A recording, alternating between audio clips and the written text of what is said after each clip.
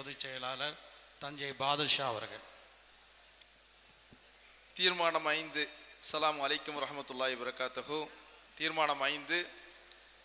3.5% இடஒதுக்கீடு அதிகரிக்கப்பட வேண்டும்.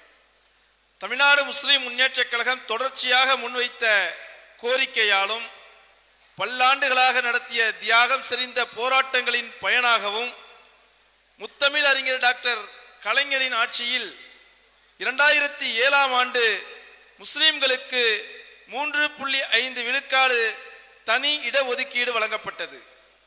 அரசு இயந்திரத்தின் அதிகார பீடங்களில் அமர்ந்துள்ள சதிகார சக்திகளாலும் சமூக அநீதியாளர்களின் யுக்திகளாலும் முஸ்லிம்களின் தனி இடஒதுக்கீடு பெரும் இடையூறுகளை முதலில் எதிர்கொண்டது. அனைத்திந்திய அண்ணா திராவிட முன்னேற்றக் கழகம் நடத்திய 10 ஆண்டு கால பாரதிய ஜனதா கட்சியினுடைய பினாமி ஆட்சியில் மிகப்பெரிய சேதங்களை முஸ்லிம்களுக்கான தனி இடஒதுக்கீடு சந்தித்துள்ளது.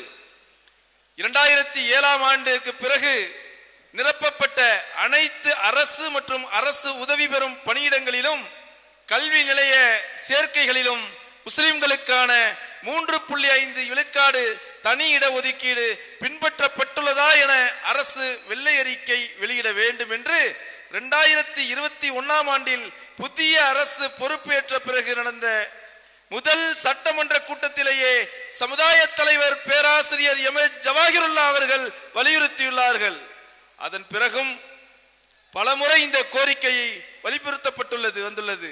எனவே அத்தகைய வெள்ளை அறிக்கையை அரசு வெளியிடுவதுடன் பிற்படுத்தப்பட்ட முஸ்லிம்களுக்கான இடஒதுக்கீட்டை 5 விழுக்காடாக உயர்த்த உரிய சமூக நீதி கிடைத்திட ஆவண செய்ய வேண்டும் என இப்பொதுக்குழு வலியுறுத்துகிறது.